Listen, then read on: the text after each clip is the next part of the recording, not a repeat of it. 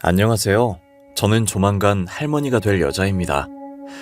제가 어디다 말 못할 가정사를 가지고 있어 이런 이야기를 어디에다 해야 할까 싶었는데 친구가 가끔 이곳에 올라오는 사연들을 듣는다고 해서 저도 들어보았습니다. 익명이라 그런지 제 이야기를 적는다고 해도 저희 가족이 아니면 전줄 모를 것 같더라고요. 어디에도 해본 적이 없던 지극히 개인적인 이야기라 많이 조심스럽긴 하지만 그래도 익명의 힘을 빌어 여러분들께 한번 풀어보려고 합니다. 자식은 백날 말해봤자 소용없고 또 다른 자식을 낳아봐야 부모 마음을 알아준다고 하더니 그 말처럼 제 배 아파 낳은 자식은 제 마음을 알아주지도 알아줄 생각도 하지 않더라고요. 자식 뒷담화 같아서 이렇게 동네방네 떠들어댈 이야기는 아니지만 그래도 여기 사연을 듣는 분들 중엔 어린 분들도 있을 것 같아 이렇게 용기를 내보려고 해요. 제 이야기를 듣고 그동안 부모님을 어떻게 대했는지 돌아보는 시간을 가졌으면 합니다. 저는 지극히 평범한 집안에 태어나 저처럼 지극히 평범한 집안의 남자와 결혼을 했어요. 저희는 보육원 봉사를 하다가 연인으로 발전한 사이였고 똑같은 꿈을 가지고 있었죠. 돈을 열심히 모아 언젠간 자선 사업을 하며 어려운 사람들을 도와주자는 거창한 꿈이 있었어요. 저희 가족도 시댁 식구도 전부 조그만 가게를 운영하며 기부를 해오신 분들이셨어요. 저희는 과일 가게를, 시댁 식구는 옷 가게를 하며 과일과 옷을 매년마다 보육원에 기부했죠.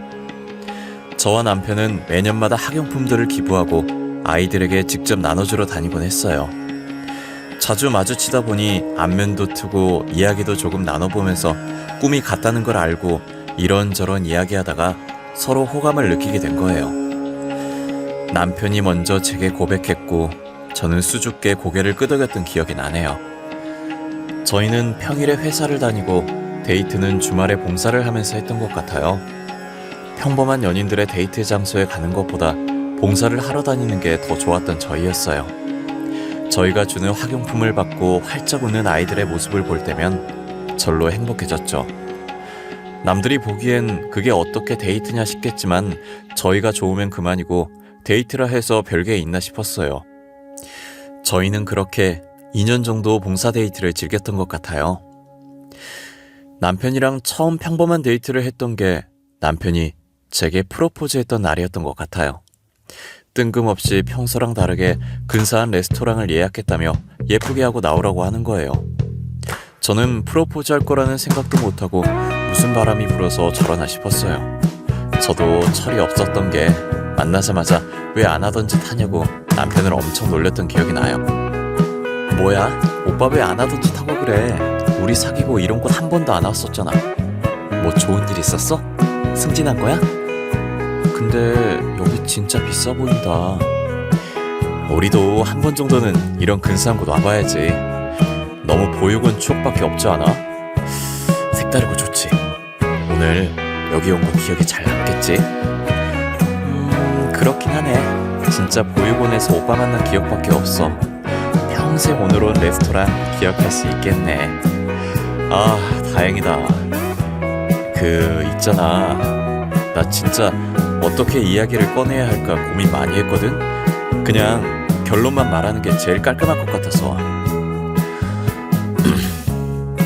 수은아, 나랑 결혼할래? 잠깐만.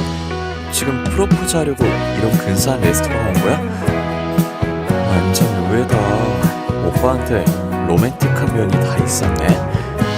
아무래도 보육원 놀이터에서 프로포즈 하기엔 모양새가 영 그렇잖아. 그리고 보육원은 너무 흔한 기억이기도 하고. 그래서 특별하게 레스토랑 예약했지. 난 놀이터 그네 앉아서 멋없이 프로포즈 했어도 좋았을 것 같은데? 프로포즈는 장소보다 하는 사람이 어떤 사람이냐가 제일 중요한 거니까 오빠였으면 어디에서든 좋았을 거야. 그렇게 저는 남편의 프로포즈를 받아주었고 양가 부모님께 인사를 드리고 상견례를 했죠. 이미 봉사하면서 몇 번 마주쳤던 적이 있는지라 결혼 허락받는 건 어렵지 않았어요. 저희는 결혼 전 양가 부모님이 다 계시는 자리에 아이를 낳지 않겠다고 선언했어요. 아이를 낳는 것도 좋긴 하겠지만 현재 부모가 없는 아이들도 많이 있다고 지금 보육원에 있는 아이를 한 명 입양해 오고 싶다고 했죠. 저희와 같이 보육원에서 봉사를 하시던 분이라 제 말뜻이 어떤 뜻인지 잘 알고 계셨고, 감사하게도 제 말에 반대하시는 분들은 아무도 없었어요. 저희는 신혼을 조금 즐기다가 결혼한 지 2년이 지난 뒤 저희가 다니는 보육원에서 5살짜리 여자아이를 입양해 왔어요. 여자아이를 처음 봤을 때가 4살이었는데 똘망똘망한 게 너무 귀엽더라고요. 그런데 친부모에게 버림받았던지라 저희에게 선뜻 마음을 열지 못하는 거예요. 저희는 바로 집으로 데리고 오고 싶었지만 아이의 마음이 더 중요했기 때문에 보육원에서 1년 동안 얼굴 익히고 마음을 열 때까지 기다려줬어요. 그래도 집으로 온 아이는 저희에게 엄마 아빠라고 곧잘 얘기하더라고요. 처음으로 누군가에게 엄마라는 소리를 들으니 가슴이 벅차오르는 거예요. 부모가 된 기분이 이런 거구나, 진짜 내가 누군가의 부모가 됐구나 라는 책임감이 들었죠. 혹시나 제가 아이를 낳으면 그래도 친딸이니 약간이라도 차별을 하게 될까봐, 그래서 딸이 상처를 받게 될까봐 아이를 갖지 않으려고 남편과 의논해서 남편이 수술을 했어요. 그런데 예상치 못하게 남편이 수술하고 일주일 뒤에 임신이 되어버린 거예요. 그러니까 남편이 수술하기 전에 이미 저는 임신을 한 상태였던 거죠. 이미 생겨버린 애기고 저희에게 찾아온 축복을 없앨 순 없으니 낳기로 결정을 했어요. 두 아이 모두 상처받지 않게끔 똑같은 애정을 쏟겠다고 다짐을 했어요. 저는 딸아이를 낳고 정말 큰딸과 동등하게 대했어요. 친딸이 잘못하면 친딸을 야단쳤고 양딸이 잘못하면 양딸을 야단쳤죠. 제 배 아파 낳았다고 입양했다고 봐주고 더 혼내고 차별하는 건 없었어요. 그리고 큰딸이 알아서 척척 언니 노릇을 잘했고 작은딸도 언니를 잘 따라줘서 혼낼 일이 별로 없었어요. 큰딸이 친언니라고 해도 무방할 정도로 작은딸을 정말 잘 챙겼었어요. 작은딸도 큰딸에게 언니 하면서 계속 쫓아다니고 큰딸 말을 잘 따랐었어요. 엄마인 저보다 언니를 더 좋아할 만큼 자매 사이가 좋았습니다. 제 말은 가끔 들은 척도 안 하지만 큰딸이 하는 말이라면 자다가도 벌떡 일어났었어요. 나이 차이가 꽤 있어서 그런지 잘 싸우지도 않고 서로 의지하며 잘 지내는 모습이 너무 보기 좋았어요. 저는 작은딸에게 언니가 입양하라는 사실을 말하지 않았었어요. 사춘기 때까지는 언니가 입양하라는 사실을 알게 되면 배신감을 느껴 삐뚤어질 것만 같았거든요. 그래서 사춘기를 지나고 어느 정도 생각이 깊어질 때쯤 차차 이야기를 꺼내보려고 했어요. 그런데 어쩌다 작은딸이 중학생 때 자신의 언니가 입양아였다는 사실을 알게 된 거예요. 작은딸이 손톱깎이를 찾길래 제가 그때 화장실 청소 중이라 못 나가서 안방 화장대 서랍에서 찾아보라고 했죠. 첫 번째 칸에 있다고 했는데 안 보였는지 마지막 서랍까지 열어서 다 뒤져본 거예요. 한참을 찾다가 마지막 서랍 제일 안쪽에 있던 큰딸의 입양 서류를 작은딸이 발견하게 된 거죠. 지금 생각해도 귀가 아픈데 서류를 발견한 순간부터 소리 지르고 난리도 아니었어요. 엄마, 이게 다 뭐야? 저 언니 내 친언니 아니었어? 진짜 입양아야? 나 그동안 친언니도 아닌 사람한테 언니 한 거야? 너 그게 지금 무슨 말버릇이야? 내가 너 그렇게 가르쳤어? 그리고 호적에 언니라고 되어 있잖아. 그럼 언니지, 뭐가 문제야? 나랑 피 한 방울이 안 섞였는데 어떻게 내 언니야? 나는 인정 못해. 왜 나한테 말 안 했어? 말했어도 언니라고 인정 안 했겠지만 네가 이러니까 말을 안 했지. 이렇게 뻔했으니까. 너가 언니라고 인정 안 하면 어쩔 건데. 그럼 너 내 딸 하지 마. 나도 너 인정 못하니까. 아, 엄마, 지금 친딸인 나보다 남남인 저 사람이 더 중요해? 엄마는 내 엄마잖아. 엄마 자식은 나뿐이잖아. 이시은, 시끄러워. 네 언니도 내 자식이야. 마음으로 낳은 자식이라고. 그러니까 너는 방에 들어가서 공부나 해. 너 성적표 보니까 조만간 진짜 전교 꼴등하겠더라. 성적표 얘기하니까 작은딸은 입을 다물더니 저를 째려보고 자기 방으로 들어가더라고요. 그때부터 작은딸은 사춘기와 더불어 자신의 언니가 친언니가 아니라는 사실에 반항을 하기 시작했어요. 작은딸은 곧 죽어도 큰딸을 자신의 언니라고 인정해주지 않았고 큰딸을 보면 막대하기 시작했어요. 도통 누굴 닮아서 저렇게 성질머리가 못돼 먹었는지 모르겠더라고요. 어찌나 입을 잘 놀리던지 제 배 아파 낳은 딸이지만 한 대 쥐어박아주고 싶다는 생각을 참 많이 했어요. 큰딸은 이미 성인인지라 동생이 아직 어려서 그럴 수 있다고 이해하더라고요. 작은 딸이 저런 식으로 한바탕 난리를 칠 때마다 큰딸 보기가 너무 미안했어요. 작은 딸은 큰딸이 자기와 살짝 닿으면 전염병 환자 취급을 했죠. 아 뭐야, 왜 팔스 치는데 더럽게. 저기요, 저 있을 땐 방에서 나오지 말아줄래요? 저희 가족 아니신 분은 가급적으로 마주치고 싶지 않아서요. 너 도대체 왜 그러는 거야? 우리가 너 그렇게 싹수 없는 애로 키운 것 같진 않은데. 언니가 너한테 뭘 그렇게 잘못했는데. 너 원래 언니 좋아했잖아. 그땐 친언니인 줄 알았을 때고 지금이랑 같아? 나는 그냥 저 인간이 싫어. 그동안 친언니도 아니면서 나 속인 거잖아. 이 뻔뻔한 것. 진짜 싫어. 뭐? 너 지금 언니한테 뻔뻔한 것이라고 했어? 이게 보자 하니까 너 자꾸 그런 식으로 말할 거야? 엄마 그만해. 시은이 아직 사춘기잖아. 그러니까 엄마가 참아. 응? 그냥 내가 방에 들어갈게. 괜히 나온 애 나 때문에 둘 싸우게 만들고 미안해. 저런 게 싫다고. 저런 게 나만 나쁜 사람 만들고 지는 착한 척 하는 거. 제발 솔직해져봐. 너도 내가 이러니까 싫잖아, 안 그래? 큰딸은 작은딸 말에 대답을 안 하고 한숨을 쉬면서 자기 방으로 들어가더라고요. 저도 너무 화가 나는데 풀 곳이 없어서 소파 위에 있던 쿠션을 바닥에 던지고 방으로 들어와 버렸어요. 그랬더니 작은딸도 방으로 들어갔는지 쾅 하고 문 닫는 소리가 들리더라고요. 도대체 작은딸이 왜 저렇게까지 변한 건지 모르겠어요. 안 그래도 엇나가는 작은딸 때문에 머리 아파 죽겠는데 남편까지 사고를 당한 거예요.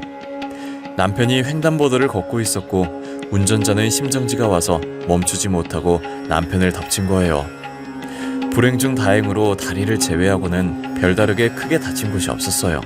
그런데 한쪽 다리를 너무 심하게 다쳐서 수술을 해도 평생 절뚝거리면서 살아야 한다더라고요. 그래도 남편이 긍정적인 사람이라 한쪽 다리는 멀쩡해서 다행이라고 하는 거예요. 저는 일을 하러 가야 했기 때문에 남편 병간을 못 해줬는데 대학생인 큰딸이 방학이라 저를 대신해서 하루 종일 남편 옆에서 병간호를 해줬어요. 똑같이 방학엔 작은딸은 귀찮다며 집 밖을 안 나오려고 하는 거예요.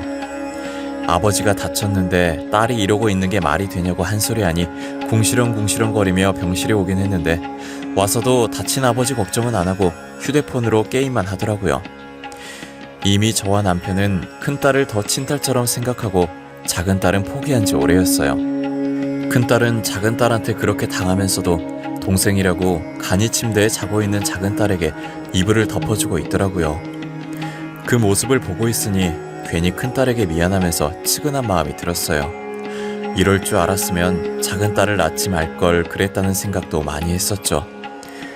세은아, 너는 동생이 안 밉니? 너만 보면 더럽다고 하고 욕을 달고 사는데 화가 안 나? 아직 애잖아. 뭘 알겠어. 사춘기니까 그럴 수도 있지. 자기 딴은 얼마나 충격이겠어. 친언니인 줄 알았는데 엄마 아빠 없는 입양아라고 하면 그 나이에 당연히 충격받지. 넌 누가 뭐라고 해도 내 딸이야. 내가 직접 낳은 건 아니지만 마음으로 낳았어. 친딸이랑 다름없어. 내가 네 동생 대신 사과할게. 그래도 너가 언니라서 참 다행이다. 시은이도 어른 되면 다 이해할 거야. 그러니까 엄마도 애한테 너무 뭐라 그러지 마. 뭐라고 하면 할수록 반항심이 더 생길 테니까. 저도 큰딸 말처럼 지금은 작은딸이 사춘기라 그런 거라고, 성인이 되면 괜찮아질 거라고 생각했었어요. 하지만 그 생각들은 저의 착각이었고 작은딸은 성인이 되어서도 큰딸을 못마땅해 했어요. 한번 엇나가 버린 성격은 다시 돌아올 기미가 보이지 않았고 남편에게까지 막말을 하기 시작했어요. 재활치료해도 제대로 못 걷는 거냐며, 설마 평생 저렇게 절뚝거리면서 다녀야 하는 거냐고, 자기 결혼할 때 창피해서 어쩌냐고 하길래 저도 화를 참지 못하고 작은딸 뺨을 때렸던 것 같아요. 남편은 괜찮다고 했지만 이젠 제가 도저히 참아지지가 않더라고요. 제게 뺨을 맞은 작은 딸은 저를 째려보더니 그 뒤로 저와 이야기를 하려고 하지 않았어요. 작은 딸과 이야기해봤자 스트레스밖에 안 받으니 저는 오히려 이야기를 안 하는 편이 더 편했어요. 그래서 저는 아예 작은 딸을 투명인간 취급하기 시작했고 밥이며 빨래며 해주지 않았어요. 결국 저와 사이 멀어져봤자 좋을 것 없으니 자기가 심했었다고 수그리고 들어오더라고요. 계속 작은 딸과 이야기 안 하려고 했는데 남편이 처음이니 넘어가자고 해서 할 수 없이 넘어가 줬어요. 그러다 큰딸이 결혼할 사람이 생겼다고 집으로 데리고 와서 인사시켜드리고 싶다는 거예요. 저는 혹시나 작은 딸이 무슨 소리라도 할까봐 작은 딸 없는 날에 맞춰서 예비 사위를 만났어요. 사위가 얼굴이 선해 보이고 성격도 얼굴만큼이나 순해 보이더라고요. 무엇보다 큰딸을 잘 챙기는 모습이 정말 보기 좋았어요.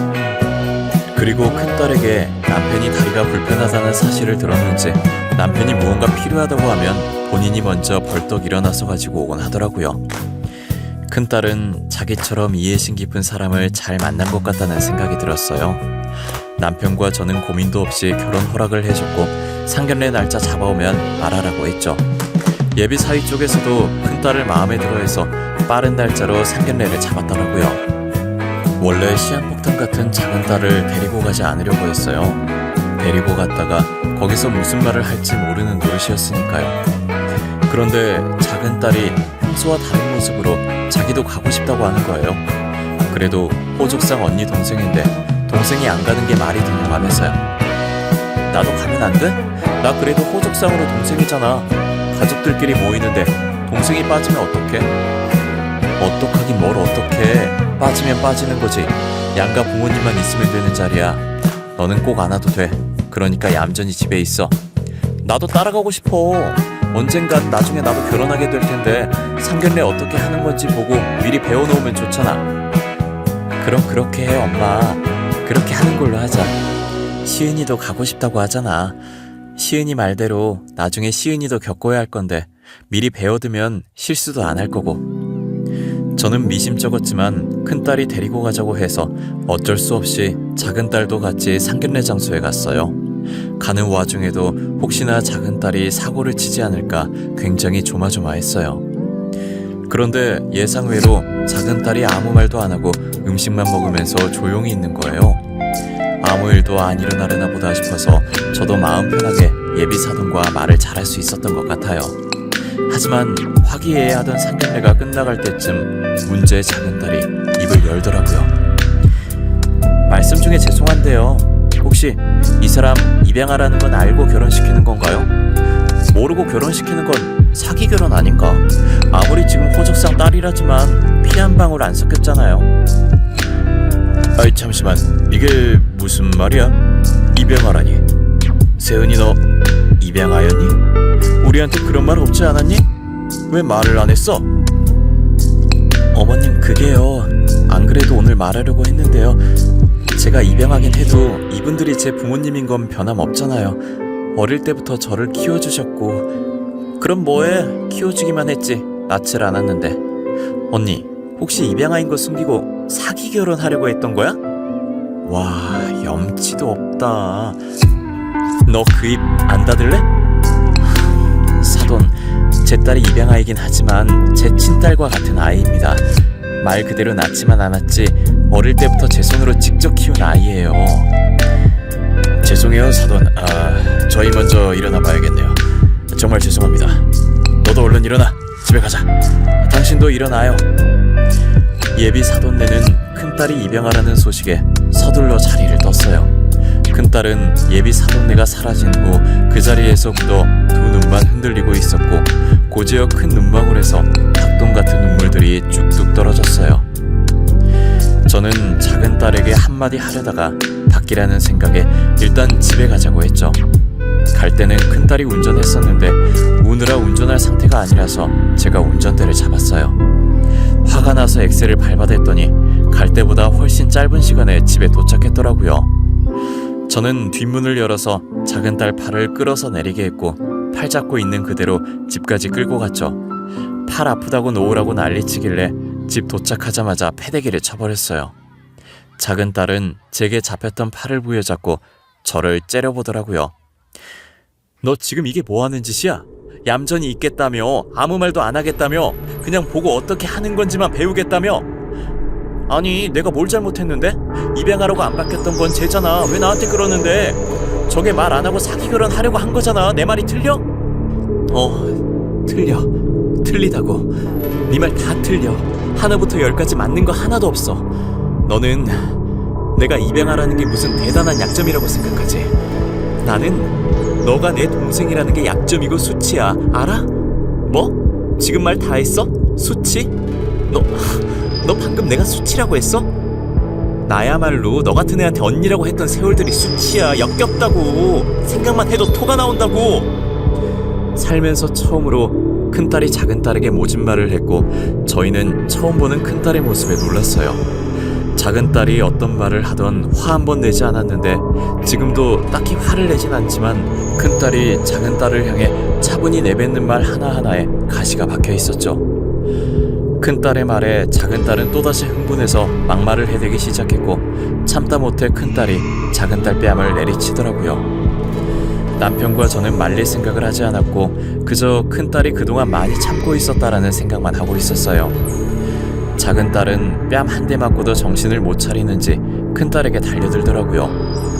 누구 피 받았을지도 모르는 천한 사람이라고 더럽다고 하는데 듣다가 도저히 안 되겠어서 저는 작은딸 방에 들어가 짐을 싼 뒤 가방을 집 밖으로 던져버렸어요. 그리고 다시는 집으로 찾아오지 말라고 하고 작은딸을 밖으로 쫓아내버렸죠. 혹시나 비밀번호 치고 들어올까봐 안에서 잠금장치도 걸었어요. 작은딸은 잠금장치 때문에 현관문이 열리지 않자 손으로 문을 두드리고 소리 지르고 난리였어요. 남편이 열어주자는 듯이 저를 쳐다봤지만 제 표정이 너무 단호해서 더 이상 아무 말도 하지 못했어요. 얼마 지나지 않아 조용해져서 밖을 봤더니 작은딸이 갔는지 가방이 없더라고요. 정말 저는 다시는 딸을 받아줄 마음이 없었고 제게 딸은 큰딸밖에 없다고 생각하며 살려고 마음먹었죠. 큰딸 결혼은 이들은 물 건너가나 했는데 그 다음날 예비사돈에게 다시 연락이 왔더라고요. 처음 예비사돈 번호가 떴을 때 무슨 염치로 전화했냐고 욕을 한 바가지 하려고 했는데 제가 전화를 받자마자 대뜸 사과부터 하시더라고요. 사돈, 접니다. 어제는 정말 죄송해요. 저희 행동이 무례했다는 거 압니다. 하지만 저희도 생각할 시간이 필요해서 그랬어요. 다시 한번 죄송하다는 말씀 드리고 싶네요. 아니에요. 괜찮아요. 솔직히 먼저 말 안 한 건 저희 쪽인걸요. 저는 제 딸이 입양하라는 사실이 그렇게까지 중요한 일인지 몰랐어요. 죄송해요. 솔직히 입양하라는 사실에 당황했지만 저는 아이를 키울 때 낳아준 사람보다는 키워준 사람의 영향을 많이 받는다고 생각해요. 어제 사돈의 인품을 보니 새아가가 사돈을 많이 닮았더군요. 그런가요? 저희 딸이 입양하는 맞지만 친딸 못지않게 소중하게 키운 아이입니다. 저희 집에 올 때부터 착했던 아이라 절대 다른 사람에게 피해 입힐 아이는 아니에요. 저도 새아가를 몇 번 봐서 잘 압니다. 새아가가 어떤 인품을 지녔는지 저도 잘 아는데 어제는 왜 그런 행동을 했는지 모르겠어요. 혹시 괜찮으시다면 저희 아들과 결혼을 시켜도 될까요? 당연하죠. 안 그래도 저희 딸이 사돈 연락을 많이 기다리고 있었어요. 저희 딸 받아주셔서 정말 감사합니다. 아마 시부모님도 친부모처럼 잘 모실 거예요. 다행히 저희 큰딸의 결혼은 예정된 날짜에 착착 진행이 되었어요. 좋은 시부모님과 남편을 만나서 행복하게 잘 살고 있는 것 같더라고요. 큰딸도 사돈들을 친부모처럼 모시고 사돈들도 저희 딸을 친딸처럼 잘 챙기는 것 같았어요. 안사돈이랑은 가끔 통화하는데 딸을 어쩜 그렇게 잘 키웠냐며 칭찬을 하셨었죠. 저는 아무것도 한 것 없다고 알아서 잘 커준 거라고 답했어요. 다른 사람도 아니고 안사돈한테 큰딸 칭찬을 들으니 기분이 너무 좋더라고요. 큰딸도 결혼하고 나서 시댁 눈치 안 보고 저희 집에 자주 놀러오곤 하는데 항상 딸이 가기 전에 똥 마려운 강아지 마냥 우물쭈물거리는 거예요. 집 나가서 돌아오지 않는 동생의 안부를 궁금해하는 눈치였지만 항상 저렇게 우물쭈물하다가 결국 저희에게 얘기를 꺼내지 않고 한숨만 쉬다가 갔어요. 사실 저희도 작은 딸과 연락이 닿질 않아 어떻게 생활하고 있는지 몰라요. 하는 짓이 너무 괘씸해서 연락해볼 생각도 안 하고 있었긴 하지만요. 그래도 제 배 아파 낳은 자식이니 가끔 살았는지 죽었는지 정도는 궁금하긴 하더라고요. 그렇게 작은 딸의 생사를 모르고 살고 있었는데 3년 후 작은 딸이 다시 저희 집에 찾아온 거예요. 문을 열어주니 작은 딸은 제 얼굴을 보자마자 울면서 저를 껴안더라고요. 현재 자기 간 상태가 많이 안 좋아서 수술밖에 답이 없다고 하면서요. 그렇게 집을 나가고 혼자서 할 수 있는 게 아무것도 없다는 사실을 깨닫고는 그동안 저희에게 했던 행동들에 대해 많이 후회했대요. 친구가 해외로 떠나서 친구가 지냈던 자취방을 빌려 생활했는데 저희한테 돌아갈 용기가 안 나서 매일같이 술로 하루하루를 보냈다고 하더라고요. 원래 술이 안 받는 몸인데 3년을 지내다 보니 결국엔 간에 무리가 갔던 거예요. 미우나 고우나 친딸이라고 간이 안 좋다는 말에 하늘이 무너지는 느낌이었어요. 과거의 행실이 어쨌든 일단 딸부터 살려봐야겠다고 생각해 간 검사를 진행했어요. 남편도 한때 다리 다치고 저 몰래 술을 많이 마셔서 간이 살짝 상해 있었고 저는 간 크기가 다른 사람에 비해 작아서 이식을 할 수 없다고 하더라고요. 간 이식을 할 수 있는 사람이 없어서 발을 동동 굴리고 있는데 큰딸이 연락 온 거예요. 자신이 작은 딸에게 간을 이식해주겠다고 하면서요. 엄마, 왜 나한테 말 안 했어? 시은이 간 안 좋다며. 수술해야 한다던데 내가 시은이한테 간 줄게. 오늘 간 검사 받으러 갈 거야.